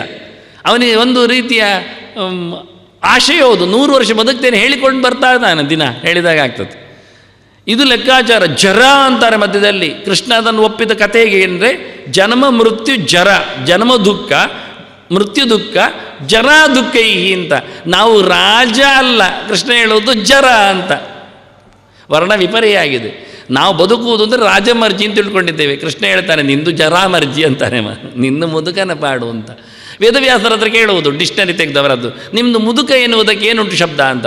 ಅವ್ರು ಹೇಳ್ತಾರೆ ಸ್ಥವಿರೋ ಮೃತಯೇ ವಸಹ ಅಂತಾರೆ. ಮುದುಕ ಅಂದರೆ ಡೆಡ್ ಬಾಡಿ ಅಂತ ಅರ್ಥ ಅಂತಾರೆ ಅವರು. ಇನ್ನೇಂತೇಳಿ ಹೆಣ. ಮುದುಕ ಅಂದರೆ ಅಂತ ಕೇಳಿದರೆ ವೇದವ್ಯಾಸರು ಹೇಳುವುದು ಹೆಣ ಮಾರಾಯ ಅಂತ. ಎಂಥದ್ದು ಇಲ್ಲ, ಆಗೋದಿಲ್ಲ. ಒಬ್ಬ ರಾಜ, ಅಶ್ವಿನಿ ದೇವತೆಗಳು ಬಂದ್ರಂತೆ ಇತಿಹಾಸದಲ್ಲಿ. ಬರುವಾಗ ರಾಜ ಹೇಳ್ತಾನೆ, ಈಗ ಬಂದೆ, ಸ್ನಾನ ಮಾಡಿ ಬರ್ತೇನೆ, ಭೇಟಿ ಕೊಡುತ್ತೇನೆ. ಅಭ್ಯಂಗೆಲ್ಲ ಎಣ್ಣೆ ಹಚ್ಕೊಂಡಾಗಿದ್ದಾವ ಅಶ್ವಿನಿ ದೇವತೆಗಳು ಬಂದಾಗ. ಜಸ್ಟ್ ಈಗ ಶವರ್ ಬಾತ್, ಒಂದು ಸ್ನಾನ ಮಾಡಿ ಬರ್ತೇನೆ ಅಂದ. ರೈಟ್ ಅಂದರು, ಕೂತ್ಕೊಟ್ರು. ಬಂದ, ನೆಗಾಡ್ಲಿಕ್ಕೆ ಶುರು ಮಾಡಿದರು ಅಶ್ವಿನಿ ದೇವತೆಗಳು. ರಾಜ ಹೇಳ್ತಾನೆ, ನನ್ನನ್ನು ನೆಗಾಡೋದು ಹೇಗೆ ನೀವು ಅಂತ. ನೀನು ಒಳಗೋದಾಗ ಹೇಗಿದ್ದೀಯಾ, ಅದಕ್ಕಿಂತ ಈಗ ಹೊರಗೆ ಬಂದಾಗ ಮುದುಕನಾಗಿದ್ದೀಯಾ ಅಂದರು. ಇದನ್ನು ಗುರುತಿಸ್ತಾರೆ ಸಿದ್ಧಾಂತದಲ್ಲಿ. ಸ್ಲೈಟ್ ಡಿಫರೆನ್ಸ್, ಸೂಕ್ಷ್ಮ ಗ್ರಹಣ ದೇವತೆಗಳಿಗೆ ಆಗ್ತದೆ, ನಮಗಾಗುವುದಿಲ್ಲ. ಅವ ಹೇಳಿದ್ದೇನು ಅಂದರೆ, ನಾನು ಸ್ನಾನ ಮಾಡಿ ಬಂದಾಗ ಜಸ್ ಆಗಬೇಕಲ್ಲ, ಚಂದ ಕಾಣಬೇಕು. ಈಗೆಲ್ಲ ಕೆಲವರು ಬ್ಯೂಟಿ ಪಾರ್ಲರ್ ಹೊರಗೆ ಬಂದಾಗ 20 ಅವರಾಗೆ ಕಾಣ್ತಾರೆ, 60 ಅವರು ಹೋಗಿ ಹೊರಗೆ ಬಂದಾಗ ಅವರ ತಲೆಯಲ್ಲಿ ನಮಗೆ ಗೊತ್ತಾಗ್ತದೆ ಇದು 80 ಆಗ್ತಾ ಉಂಟು ಅಂತ. ಆದರೆ ಅವ್ರು ಹೇಳೋ ರೀತಿ ಅಂದರೆ ಸ್ವೀಕೃತಿ ಯೋಗ್ಯತೆ ಅಂತಾರಲ್ಲ, ಹಾಗೆ ಈ ಅಶ್ವಿನಿ ದೇವತೆಗಳು ನೆಗಾಡಿ ಹೇಳ್ತಾ ಇದ್ದಾರೆ, ಅಲ್ಲ ನಾನು ಈಗ ಹೋಗಿ ಬಂದದ್ದಲ್ಲ, ನಮಗೆ ಕಾಲದ ಅರಿವು ಇದೆ. ನೀನು ಸಾವಿಗೆ ಚೂರು ಹತ್ತಿರ ಆಗಿದ್ದಿ, ಆಗ ಸಾವಿಗಿಂತ ಚೂರು ದೂರ ಇದ್ದಿ. ಒಳಗೋಗುವಾಗ 1 ಗಂಟೆ ಕಮ್ಮಿ ಇತ್ತು, ಈಗ 1 ಗಂಟೆ ಜಾಸ್ತಿ ಆಯಿತು ಸಾವಿಗೆ. ಅದು ನಮ್ಮ ಮಗು ಹತ್ತಿರ ಆಗ್ತಾ ಉಂಟು. ಯಾವುದಕ್ಕೆ? ಹುಟ್ಟಿದ ನಂತರ ಕೈ ಚಪ್ಪಾಳೆ ತಟ್ಟುವುದಲ್ಲ, ಹುಟ್ಟಿದ ನಂತರ ಬೇಜಾರದಲ್ಲಿರು. ಯಾಕೆ? ಇನ್ನೊಂದು ಸಾವಿನ ಸಂಖ್ಯೆ ಜಾಸ್ತಿ ಆಯಿತು ಮನೆಯಲ್ಲಿ ಅಂತ. ಗ್ಯಾರಂಟಿ ಒಂದು 100 ವರ್ಷದಲ್ಲಿ ಸಾಯ್ತದೆ ನಮ್ಮ ಮನೆಯಲ್ಲಿ ಒಂದು ಎನ್ನುವುದು ಗ್ಯಾರಂಟಿ. ಅದಕ್ಕೆ ಬರ್ತ್ಡೇ ಎಂಟಾದಾಗ ಇನ್ನು 92ರಲ್ಲಿ ಒಂದುಂಟು ಬೇಡಿ ಬಿಡಲಿಕ್ಕೆ ಅಂತ ಯೋಚನೆ ಮಾಡಬೇಕು ನಾವು. ಹಾಗೆ ಒಂದೊಂದು ವರ್ಷ ಬಂದಾಗ ಆಗತಕ್ಕ ಯೋಚನೆ ಮಾಡಲಿಕ್ಕೆ ಹೋದರೆ ಕೃಷ್ಣ ಹೇಳಿದ ಜರೆ ಅರ್ಥ ಆಗ್ತದೆ. ಎಷ್ಟು ಕೂಡಲೇ ನೀವೊಂದು ಲೆಕ್ಕ ನೋಡಿ ಎಷ್ಟು ಸುಲಭ ಉಂಟು ಅಂತ. ನೀವು ನನಗಿಂತ ಜಾಸ್ತಿ ಫಾಸ್ಟ್ ಲೆಕ್ಕ ಹೇಳ್ತೀರಿ. ಆಗ ಒಬ್ಬ ಸಾಮಾನ್ಯನಾದವನ ತಲೆಯಲ್ಲಿ ಕೂದಲುಗಳು 1,00,000 ಮೇಲೆ ಉಂಟಂತೆ. ಸಾಮಾನ್ಯನಾದವನು ಎವರೇಜ್ ಒಂದು 10-40 ವರ್ಷ 40-50 ವರ್ಷದಲ್ಲಿ ಅಂತ ಇಟ್ಕೊಳ್ಳಿ, ಮತ್ತೆ ಸ್ವಲ್ಪ ನೋಡುವ. ಈಗ 1,00,000 ಉಂಟಲ್ಲ, ಅದು ಬಿಳಿಯಾಗಬೇಕಲ್ಲ ಸಾಯುವಾಗ. 1,00,000 ಆಗ್ತದೆ ಅಂತ ಇಟ್ಕೊಳ್ಳುವ. ಆಗ ಒಂದು ಚಂದ, ಮುಪ್ಪಿನಲ್ಲಿ ಚಂದ ನರೆಗಡ್ಡ ಅಂತ ಹೇಳ್ತಾನಲ್ಲ, ಮಗುವಿಗೆ ನಗು ಚಂದ, ಮುದುಕನಿಗೆ ಬಿಳಿ ಕೂದಲು ಚಂದ. ಇಲ್ಲಾದರೆ ಎಂಥದವನು ಗೋಲ್ಡನ್ ಅಥವಾ ಸಿಲ್ವರ್ ಹ್ಯಾರ್ಸ್ ಇಲ್ಲಾದರೆ ಮುದುಕನಾಗೋದು ಹೇಗೆ? ಹಾಗಾಗಿ 1,00,000 ಕೂದಲು ಬಿಳಿಯಾಗಬೇಕಾದ್ರೆ ಅವನು ಬದುಕುವುದು 36,000 ದಿನ. ಆದರೆ ದಿನಕ್ಕೆ ಎಷ್ಟು ಬಿಳಿ ಆಗಬೇಕು ನೀವೇ ಹೇಳಿ? ಮಿನಿಮಮ್ ದಿನಕ್ಕೆ 3 ಬಿಳಿ ಆಗದಿದ್ದರೆ ಸಾಯುವಾಗ 100ಕ್ಕೆ 100 ಬಿಳಿ ಆಗೋದಿಲ್ಲ ಅವನ ಮಂಡೆ. 100 ವರ್ಷ ಬದುಕ್ತಾದ್ರೆ ಅದೇನಾಯಿತು? ದಿನಕ್ಕೆ 3 ಹ್ಯಾರ್ಸ್ಗಳು ನಮ್ಮದು ಬಿಳಿ ಆಗ್ತಾ ಉಂಟು ಅಂತಾದರೆ ನಾವು ಮುದುಕರಾಗ್ತಾ ಇರೋದಲ್ವ ಅರ್ಥ? ಇದು ಕೃಷ್ಣ ಹೇಳೋದು.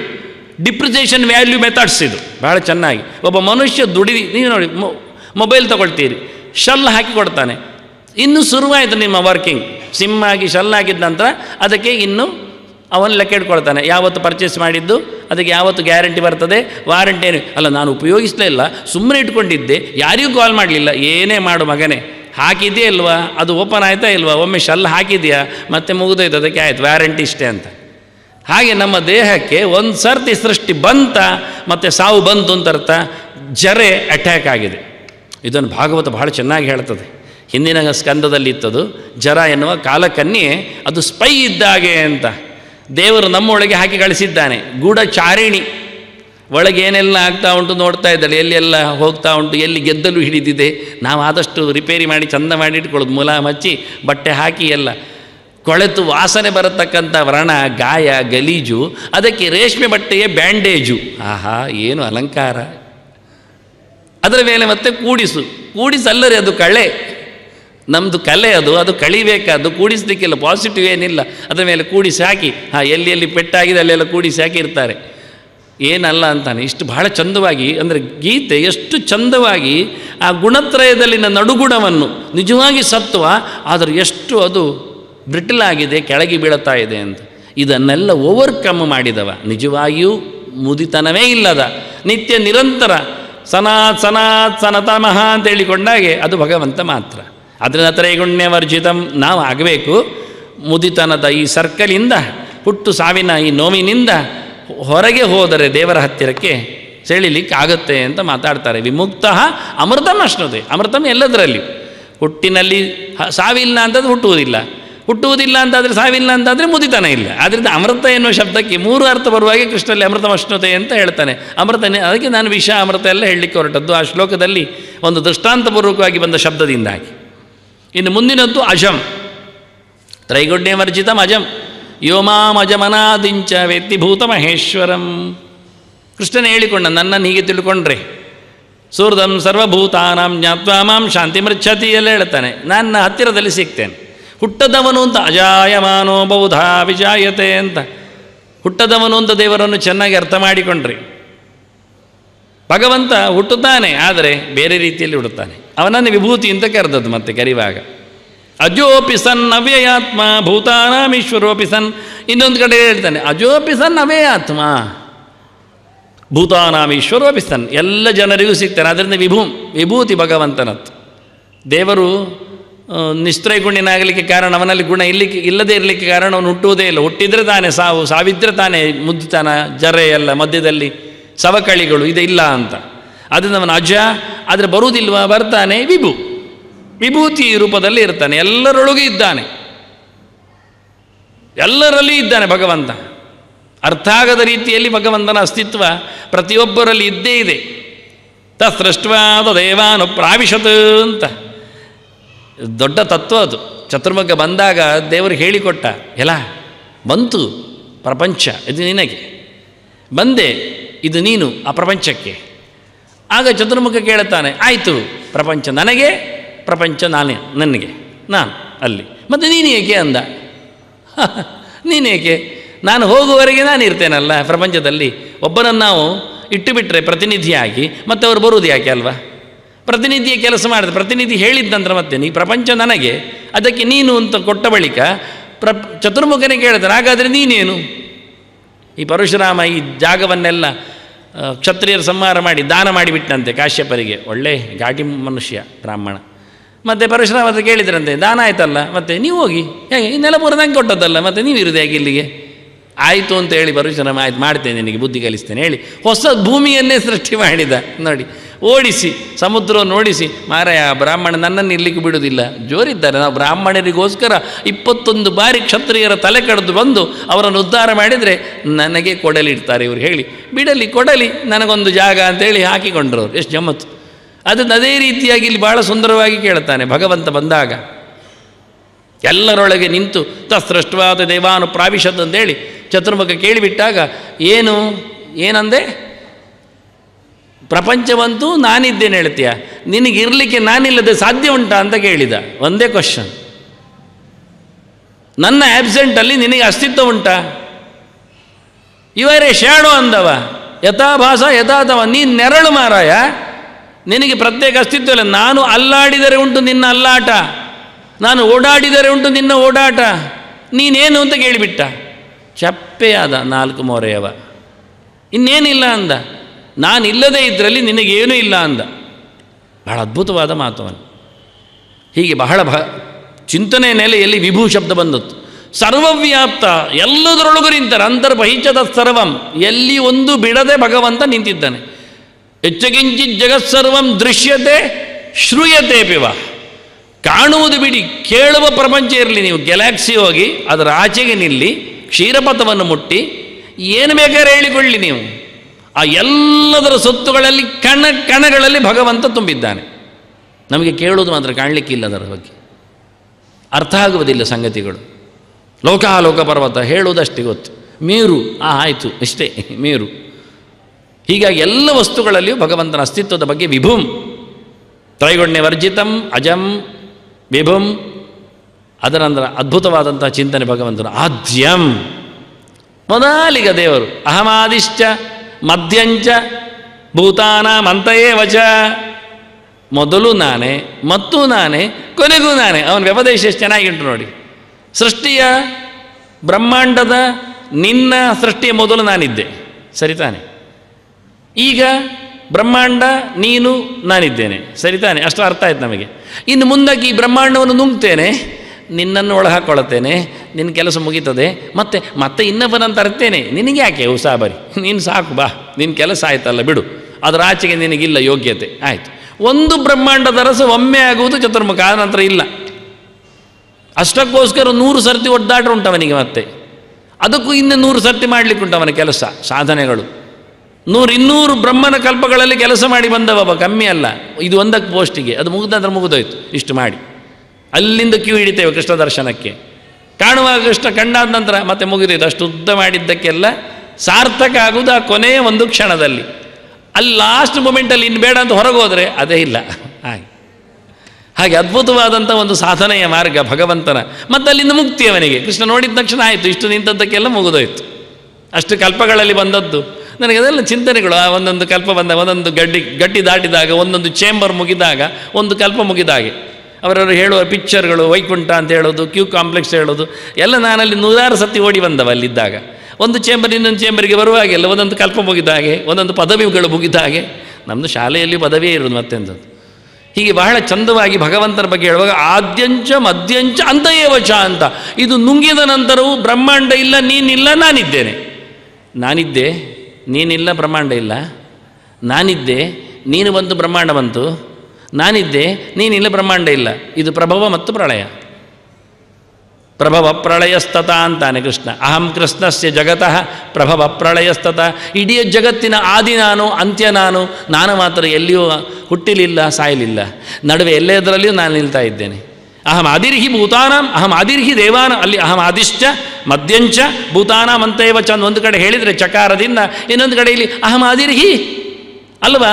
ನಾನು ಮೊದಲಿದ್ದದ್ದು ಗೊತ್ತಿಲ್ವಾ ಯಾರಿಗೆ? ದೇವತೆಗಳಿಗೆ ಗೊತ್ತುಂಟು. ಪಶ್ಯಂತ್ಯದೋ ರೂಪ ಮದಬ್ರಜಕ್ಷುಷಃ ಸಹಸ್ರಪಾದೋರು ಭುಜಾನನಾದ್ಭುತಂ ಸಹಸ್ರಮೂರ್ಧ ಶ್ರವಣಾಸಿಕಂ ಸಹಸ್ರ ಮೌಲ್ಯಂಬರ ಕುಂಡಲೋಲ್ಲಸತ್.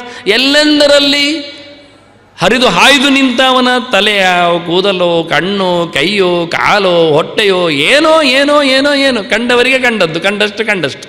ಅವರ ಕಣ್ಣಿಷ್ಟು ದೊಡ್ಡದು ಅಷ್ಟು ಕಾಣ್ತಾರೆ. ನಮಗೀಗೆ ಕಂಡರೆ ಅಲ್ಲಿಂದ ಇಲ್ಲಿವರೆಗಿನ ಗೋಡೆಗಳ ಅಕ್ಕಪಕ್ಕಗಳ ಹೊತ್ತುಗಳು ಕಾಣುತ್ತವೆ, ಅದರ ಆಚೆಗೇನು ಕಾಣುವುದಿಲ್ಲ. ಕಣ್ಣು ಓಡುವುದಿಲ್ಲ, ಮನಸ್ಸು ಮಾಡುವುದಿಲ್ಲ ಕೆಲಸ. ಮುಕ್ತರು, ಭಗವದೆಚ್ಚರ ಪಡೆದವರು, ಕಣಮುಚ್ಚಿಕೊಂಡರೂ ಕಾಣುವವರು, ಅವರಿಗೆ ಹೊರಗಿನ ಕಣ್ಣೇ ಬೇಡ ಕಾಣಲಿಕ್ಕೆ, ಹೊರಗಿನ ಕಣ್ಣೇ ಇಲ್ಲ. ಆತ್ಮೇಂದ್ರಿಯ ಮನೋಯುಕ್ತಂ ಭೋಕ್ತೇತ್ಯಾಹು ಮನಕ್ಷಿಣಃ. ಸ್ವರೂಪಭೂತವಾದ ಕಣ್ಣಿನಿಂದ ಯೋಚನೆಯಲ್ಲಿ ಕಾಣುವವರವರು. ಅಂಥವರು ಕಾಣುತ್ತಾ ಇದ್ದಾರೆ ಭಗವಂತನ ರೂಪ ಗೌಜಿಗಳನ್ನೆಲ್ಲ. ಎಷ್ಟು ಅದ್ಭುತ! ಪಶ್ಯಂತ್ಯದೋ ರೂಪ. ಆ ಉದ್ಗಾರ ಶುಕಾಚಾರ ಭಾಳ ಚೆನ್ನಾಗಿದೆ. ಅದು ರೂಪವನ್ನು ಅವರು ನೋಡ್ತಾರೆ ಮಾರೆಯ, ನಾವು ನೋಡುವುದಿಲ್ಲ. ನಾವು ಹೊಟ್ಟೆ ಒಳಗಿರುವವರು ದೇವರತ್ತು, ಅವರು ಹೊಟ್ಟೆ ಹೊರಗೆ ಬಂದವರು. ಎಲ್ಲವನ್ನು ಕಂಡವರು, ಕಾಣುತ್ತಿರುವವರು, ಕಾಣುವ ಯೋಗ್ಯತೆ ಪಡೆದವರು, ನೋಡಿದ್ದಾರೆ, ನೋಡ್ತಾರೆ. ಅದನ್ನು ಮೊದಲಿದ್ದ ದೇವರನ್ನು ಕಂಡವರಿದ್ದಾರೆ, ನಂತರ ದೇವರನ್ನು ಕಾಣುವವರಿದ್ದಾರೆ, ನಡುವೆಯೂ ಕಾಣುತ್ತಾ ಇರುತ್ತಾರೆ. ಅಂತಹ ಮುಕ್ತರ ಕಥೆ ಇದೆ, ಅಂಥವರ ಚಿಂತನೆ ಇದೆ. ಅದನ್ನು ಉಲ್ಲೇಖ ಮಾಡಿದ್ರಿ. ಆದ್ಯಂ ಈಶ ಅಹಂ ಆದಿರ್ಹಿ ದೇವಾನಾಂ.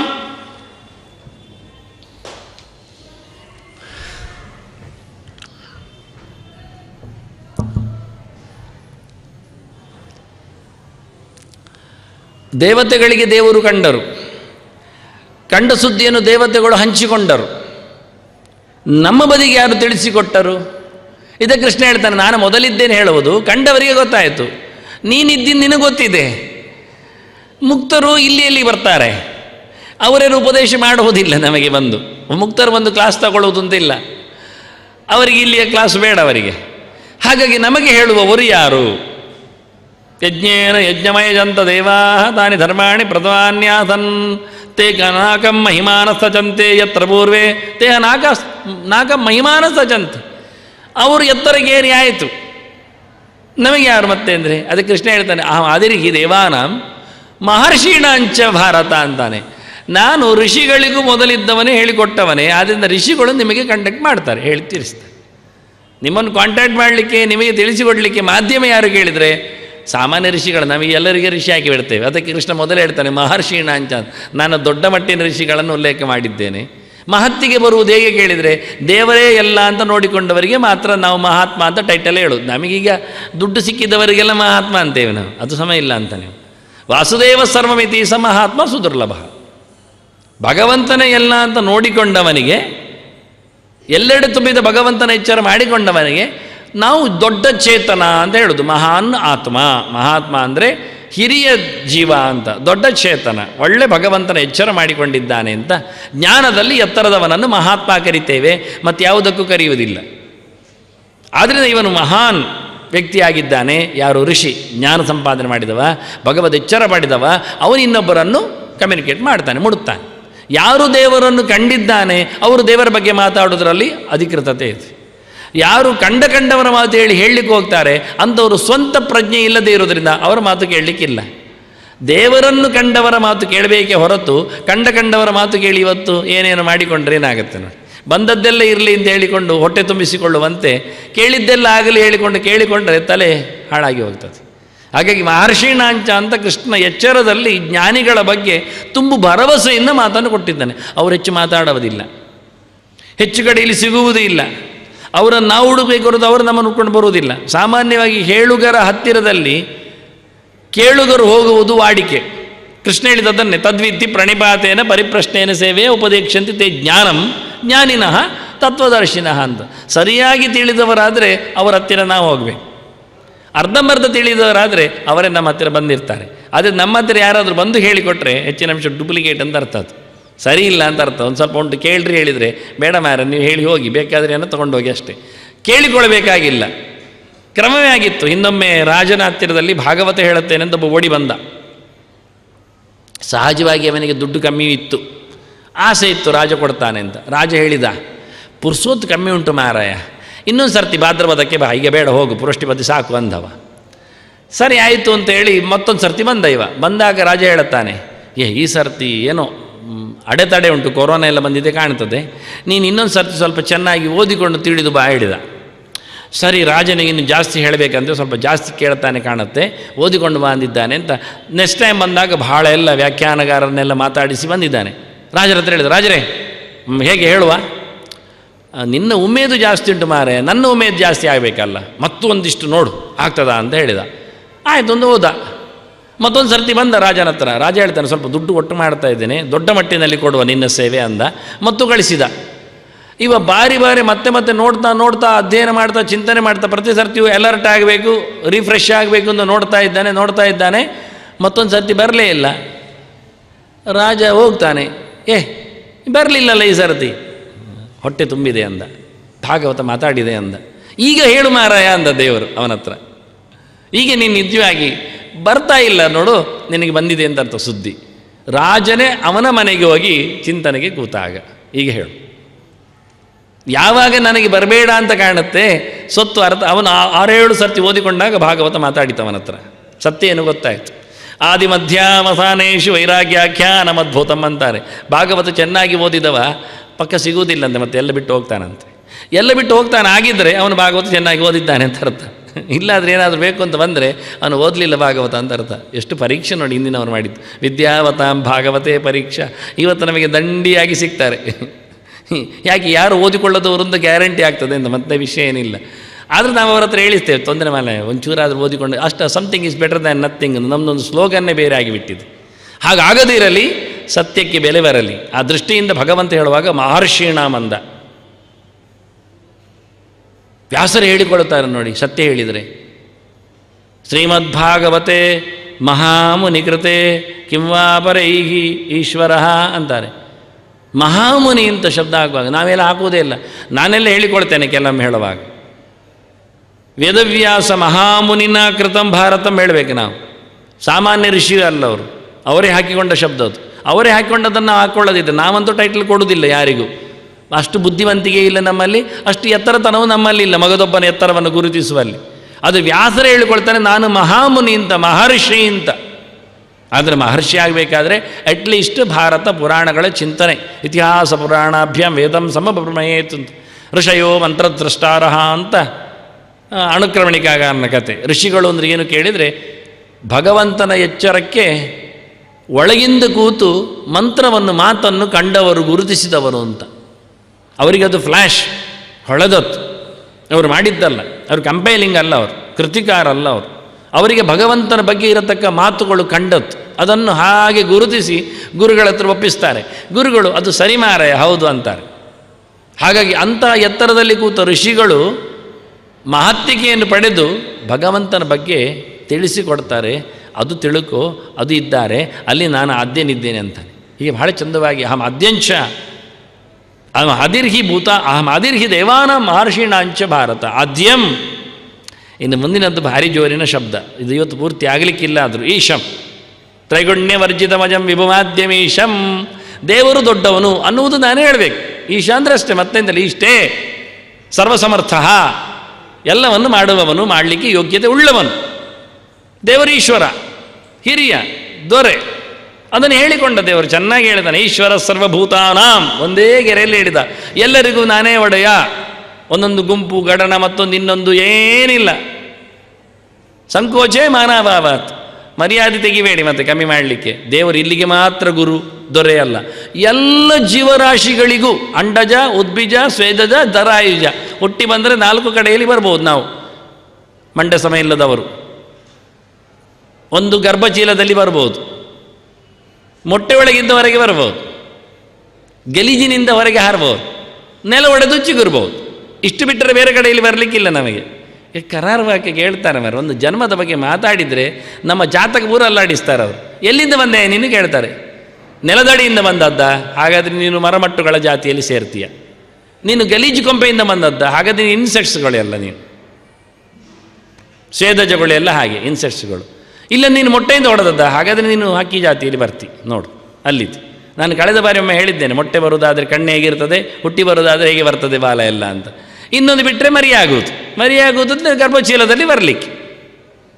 ಅದು ಪ್ರಾಣಿಗಳಲ್ಲಿ ಉಂಟು, ಮನುಷ್ಯರಲ್ಲಿ ಒಂದು ಪ್ರಾಣಿ ಆದರೆ ಅವನಲ್ಲಿ ಉಂಟು ಒಂದಷ್ಟೇ, ಮತ್ತೆಂಥದ್ದು. ಅದು ಕಾಂಗರು ಆದ್ರೇನು, ಮನುಷ್ಯ ಆದ್ರೇನು, ಎರಡು ಒಂದೇ ಬಗೆ. ಹೀಗೆ ಎಲ್ಲ ಇಷ್ಟೇ 4 ಅಲ್ಲದೆ ಇನ್ನು ಹುಟ್ಟು ಒಂದು 5 ದಿನ ಕಥೆಯೇ ಇಲ್ಲ ನಮ್ಮಲ್ಲಿ. ನೋಡಿ ಎಷ್ಟು ಚೆನ್ನಾಗಿದೆ ನೋಡಿ, ಉಲ್ಲೇಖ ಮಾಡಿಕೊಟ್ಟ, ಹೇಳಿಬಿಟ್ಟ. ಎಲ್ಲರಿಗೂ ಈಶ್ವರ ಸರ್ವಭೂತಾನ, ಹುಟ್ಟಿದ 4 ಬಗೆಯ ಎಲ್ಲ ಜಾತಗಳಿಗೂ ಸಹ ದೊರೆ ಯಾರು ಕೇಳಿದರೆ ಅದು ದೇವರು. ಈಗ ಈಚೆ ಬರುವ ವಾದ ಹೇಗುಂಟು ಕೇಳುವ. ಈಶ್ವರ ಸರ್ವಭೂತಾನಾಂ ಹೃದ್ದೇಶೆ ಅರ್ಜುನ ತಿಷ್ಠತಿ, ಅದು 2ನೇ ಸ್ಟೇಜ್. ಎಲ್ಲ ದೊರೆ ದೇವರು ಒಬ್ಬನೇ ಅಂತ ಹೇಳಿಬಿಟ್ಟು ಎಲ್ಲಿದ್ದಾನೆ ಅಂತ ಅಡ್ರೆಸ್ ಕೇಳಿದರೆ ಅವರವರ ಒಳಗೆ ಇದ್ದಾನೆ, ಹೊರಗೆ ಇಲ್ಲ. ಹೊರಗೆ ಹುಡುಕ್ಲಿಕ್ಕೆ ಹೋಗಬೇಡಿ, ಒಳಗೆ ಕೂತಿದ್ದಾನೆ. ಹೃದ್ದೇಶೆ ಅಂತಾನೆ. ಪ್ರತಿಯೊಬ್ಬರದ್ದು ಸೆಂಟರ್ ಪಾಯಿಂಟ್ ಇದೆ, ಕೇಂದ್ರ ಬಿಂದುವಿದೆ, ಹೃದಯ ಇದೆ, ಅಲ್ಲಿದ್ದಾನೆ. ವರ್ಕಿಂಗ್ ಸೆಂಟರ್ ಇದೆ, ಅಲ್ಲಿದ್ದಾನೆ, ಅಲ್ಲಿ ಕೂತಿದ್ದಾನೆ. ಬಹಳ ಅದ್ಭುತವಾಗಿ ಹೇಳಿದೆ. ಹೃದ್ದೇಶೆ ಅರ್ಜುನ ತಿಷ್ಠತಿ, ಮಲಗಿಲ್ಲ, ನಿಂತಿದ್ದಾನೆ. ಅಂದರೆ ಫುಲ್ ವರ್ಕಲ್ಲಿದ್ದಾನೆ ಅಂತ, ಆ್ಯಕ್ಟಿವ್ ಆಗಿದ್ದಾನೆ. ಅವನು ಮಲಗಿದ್ದಾನೆ ಅಂತ ಹೇಳಬೇಡಿ, ಕೂತಿದ್ದಾನೆ ಗಮ್ಮತ್ತಲ್ಲಿ ಹೇಳಬೇಡಿ, ನಿಂತಿದ್ದಾನೆ ಅಂದರೆ ಪೊಸಿಷನಲ್ಲಿದ್ದಾನೆ. ಎಸ್ಕಾಟ್ಸ್ ಥರ ಪ್ರಧಾನಿ ಕೂತರು, ಎಸ್ಕಾಟ್ಸ್ ಕೂತು ಅವರಿಗೊಂದು ಚೇರ್ ಹಾಕಿ ಹೇಳೋದಿಲ್ಲ ಯಾರು ಸಹ, ಅವ್ರು ನಿಂತೇ ಇರಲಿಕ್ಕೆ. ಅಂದರೆ ಅಲರ್ಟ್ ಪೊಸಿಷನ್ನೇ ಇರಲಿಕ್ಕೆ ಅವರು ಯಾವತ್ತು. ಅವರು ಕಿಸೆ ಕೈ ಹಾಕಿರ್ಬೋದು ಅಥವಾ ಕೈ ಹಿಡ್ಬೋದು ನೀವು. ಅದು ಕಿಸೆ ಹಾಕಿದ್ರೆ ಪಿಸ್ತೂಲ್ ಕೈಯಲ್ಲಿ ಇರ್ತದೆ ಅಂತ ಅರ್ಥ. ಒಳಗೆ ಕಿಸೆ ಹಾಕಿದ್ದು ಅಂದರೆ ಅದು ಫ್ರೀ ಆರ್ಮ್ ಅಲ್ಲ, ಅದು ಅಲರ್ಟ್ ಆರ್ಮ್. ಒಳಗೆ ಪಿಸ್ತೂಲು ಮತ್ತು ಟ್ರಿಗ್ಗರ್ ಒಟ್ಟಿಗೆ ಇರ್ತದೆ ಅವ್ರ ಕೈಯಲ್ಲಿ, ಬೆರಳಲ್ಲಿ. In any moment full active ಆಗಿರ್ತಾರೆ, ಫುಲ್ ಆ್ಯಕ್ಷನಲ್ಲಿರ್ತಾರೆ, ಫುಲ್ಲು ಕಣ್ಣು ತಿರುಗ್ತಾ ಇರ್ತದೆ. ಅದು ಓತಿಕ್ಯಾತದಾಗಿ 360 ಡಿಗ್ರಿಯಲ್ಲಿ, ನಮ್ಮ ಹಾಗೆ ಅಲ್ಲ ಹೊರತು. ಹಾಗೆ ಭಗವಂತ ತಿಷ್ಠತಿ ಅಂದದ್ದು ಆಗದೆ ನಿವೃತ್ತ ಅಂತ ಹೇಳುವ ರೀತಿ, ಅದು ಧಾತು, ಅದು ವ್ಯವಸ್ಥೆ. ಹಾಗೆ ಭಗವಂತ ಒಳಗೆ ನಾವು ಮಲಗಿದಾಗಲೂ ದೇವರು ಮಲಗಿದ್ದರೆ ಹೇಳಿದರೆ ನಮ್ಮ ಅವಸ್ಥೆ ಎಂಥದ್ದು ಹೇಳಿಕುಂಟ ಇಲ್ಲ. ಆದ್ದರಿಂದ 24 hours ಇಂಟು 7 days, ಅದರಾಚೆ ದಿನವೂ ಇಲ್ಲ ನಮಗೆ ವಾರದಲ್ಲಿ ಅಲ್ಲ. ಮತ್ತೆ 24 into 7 ಇದ್ದೇ ಕೊಡೋದು ನಾವು. ನಮ್ಮದು ಅಡ್ವರ್ಟೈಸ್ಮೆಂಟ್ ಅಷ್ಟೇ ಪುಣ್ಯಕ್ಕೆ ಪಾಪ. ನಮ್ಮದು ಬ್ರಹ್ಮಾಂಡದ ಕಲ್ಪನೆಯಲ್ಲಿ ಕಲ್ಪದ ಚಿಂತನೆ ಮಾಡಿಕೊಂಡ್ರೆ, ಯುಗದ ಲೆಕ್ಕಾಚಾರ ಮಾಡಿದರೆ ಈ ಸಂಖ್ಯೆಗಳನ್ನು ಬೇರೆ ಬರಿಬೇಕಾಗ್ತದೆ. 24x7 ಅಲ್ಲ, ಆಗ ಎಷ್ಟು ಕಷ್ಟ ಉಂಟು ಲೆಕ್ಕ ಆಗಿ ನೋಡಿ. ಅಷ್ಟು ದೊಡ್ಡ ಮಟ್ಟಿಗೆ ನಮ್ಮ ಒಂದು ಉಸಿರೇ ದಿನಕ್ಕೆ 21,600 ಉಂಟು. ಯಾರು ಲೆಕ್ಕ ಹಾಕ್ತಾರೆ ಮಾರ್ರೆ, ಅದು ಸತ್ಯ. ಡೈರಿಯಲ್ಲಿ 21,600 ಕಾಲಮ್ ಬೇಕಾಗ್ತದೆ, ಲೈನ್ಸ್. ಕೆಲವರಿಗೆ ಪ್ರತಿ ಗಂಟೆಯಲ್ಲಿ ಬರೀಲಿಕ್ಕೆ ಉಂಟು. ಅವರಿಗೆ ಮಲಗುವಾಗ 1ನೇ ಗಂಟೆ ಏನು ಮಾಡಿದೆ, 2ನೇ ಗಂಟೆ ಏನು ಮಾಡಿದೆ, ಅಲ್ಲಿ 24 ಗಂಟೆ ಅಂತೂ ಉಂಟು, ಅಲ್ಲಿ ಕಾಲಮ್ ಅಂತೂ ಉಂಟು, ಬರಿತಾರೋ ಬಿಡ್ತಾರೋ. ನಿಜವಾಗಿ ಉಸಿರಿಗೆ ಬರೆಯುವುದಾದರೆ 21,600 ಲೈನ್ಸ್ ಬೇಕಾಗ್ತದೆ, ಅಥವಾ ಬಾಕ್ಸ್ ಬೇಕಾಗ್ತದೆ. ಮೊದಲ ಉಸಿರಲ್ಲಿ ಏನು ಮಾಡಿದೆ, 2ನೇ ಉಸಿರಲ್ಲಿ ಏನು ಮಾಡಿದೆ, 3ನೇ, ಅಷ್ಟು ನಾವು ಒಂದೊಮ್ಮೆ ಕನ್ಸ್ಯೂಮ್ ಮಾಡೋದಾದರೆ, ಒಂದೊಮ್ಮೆ ಕಾಲವನ್ನು ಗಣಿಸುವುದಾದರೆ ಇದು ದೊಡ್ಡ ಮಟ್ಟಿನ ಕತೆ. ಬರವಣಿಗೆಯಲ್ಲಿ ಯಮ ಬರೆಯುವಾಗ ಅದನ್ನು ಇಟ್ಟುಕೊಳ್ತಾನೆ, ಅವನಿಗೆ ಅದೆಲ್ಲ ಬೇಕು. ಈ CCTVಯಲ್ಲಿ ನೋಡಿದಾಗೆ ಈ ಕ್ಷಣದಲ್ಲಿ ಏನು ಮಾಡಿದ, ನೆಕ್ಸ್ಟ್ ಏನಾಯಿತು ಮೊಮೆಂಟ್ ಅವನದ್ದು ಅಂತ, ನೆಕ್ಸ್ಟ್ ಎಲ್ಲಿ ಹೋಯ್ತು ಅವನ ಸ್ಟೆಪ್ ಅಂತ. ಹಾಗೆ ನೋಡಿದಾಗ ಯಮ ನಮ್ಮನ್ನು ವೀಕ್ಷಣೆ ಮಾಡ್ತಾನೆ. ಯಮ ಮಾತ್ರ ಅಲ್ಲ, ಅಹಶ್ಚ ರಾತ್ರಿಶ್ಚ ಉಭಯಚ ಸಂಧ್ಯೆ, ಹಗಲು ರಾತ್ರಿಗಳು, ಸೂರ್ಯ ಚಂದ್ರರು, ಆದಿತ್ಯ ಚಂದ್ರವು, ಅನಿನೋ ನಲಶ್ಚ ದ್ಯೌರ್ಭುವಿರಾಭ ಹೃದಯಮಯಮಶ್ಚ, ಎಲ್ಲರೂ ಒಬ್ಸರ್ವಲ್ಲಿದ್ದಾರೆ. ICUಯಲ್ಲಿ ಕೂತಾಗ 10 ಡಾಕ್ಟರ್ಗಳು ಅಥವಾ ನರ್ಸುಗಳು ಅಥವಾ ಮನೆ ಮಂದಿಗಳು ಹೀಗೆ ನೋಡೋದಾ ಇಲ್ವಾ, ಸಾಯುವುದು ಹೀಗೆ ಅಂತ ಯಾವಾಗ ಅಂತ. ಹಾಗೆ ನಮ್ಮನ್ನು ಭಯಂಕರ ಪರೀಕ್ಷಿಸುವ 13 ಜನ ಇದ್ದಾರೆ. ಆದಿತ್ಯ ಚಂದ್ರವು, ಅನಿನೋ ನಲಶ್ಚ ದ್ಯೌಹು ಭೂಮಿ ಆಪ ಹೃದಯ ಮನಶ್ಚ ಅಹಶ್ಚ ರಾತ್ರಿಶ್ಚ ಉಭಯಚ ಸಂಧ್ಯೆ ಧರ್ಮಶ್ಚ ಜಾನಾತಿ ನರಸ್ಯ ವೃತ್ತಂ ಅಂತ. ಇವರೆಲ್ಲ ನಮ್ಮನ್ನು ಪ್ರತಿಕ್ಷಣ ವೀಕ್ಷಿಸ್ತಾ ಇದ್ದಾರೆ. CCTV ಇದ್ದಾಗೆ ಫುಲ್ ಆಪರೇಟಲ್ಲಿ ಇದ್ದಾರೆ. ಅವರು ನೋಡ್ತಾ ಇದ್ದಾರೆ. ಏನು ಮಾಡಿದರು, ಎಲ್ಲಿದ್ದಾರೆ ಹುಡುಕಬೇಡಿ, ಸೂರ್ಯಚಂದ್ರರು ಕಣ್ಣಲ್ಲೇ ಇದ್ದಾರೆ, ದಿಗ್ದೇವತೆಗಳು ಕಿವಿಯಲ್ಲೇ ಇರ್ತಾರೆ, ಮೂಗಿನಲ್ಲೇ ಕೂತಿದ್ದಾನೆ, ಕೈಕಾಲುಗಳಲ್ಲೇ ಇದ್ದಾರೆ. ಅದರಿಂದ ಕೂಡಲೇ ಇವರು ಆ್ಯಕ್ಷನ್ ಬರೀತಾರೆ, ಅದು ಮಾಡಿದ್ದು ಕೈಯಿಂದ ಅಂತ ಅವನು ಸಾಕ್ಷಿ ಹೇಳ್ತಾನೆ. ಹೀಗೆ ಇಷ್ಟು ಸ್ಪಷ್ಟವಾಗಿ ಭಗವಂತನ ಚಿಂತನೆ ಕಾಣಲಿಕ್ಕೆ ಉಂಟು. ಇಡೀ ಜಗತ್ತಿನ ಕಥೆಯದು. ಈ ಎಲ್ಲದಕ್ಕೂ ಭಗವಂತ ಹೃದ್ದೇಶೆ ಅರ್ಜುನ ತಿಷ್ಠತಿ ಭ್ರಾಮಯನ್ ಸರ್ವಭೂತಾನಿ ಯಂತ್ರಾರೂಢಾನಿ ಮಾಯಯ.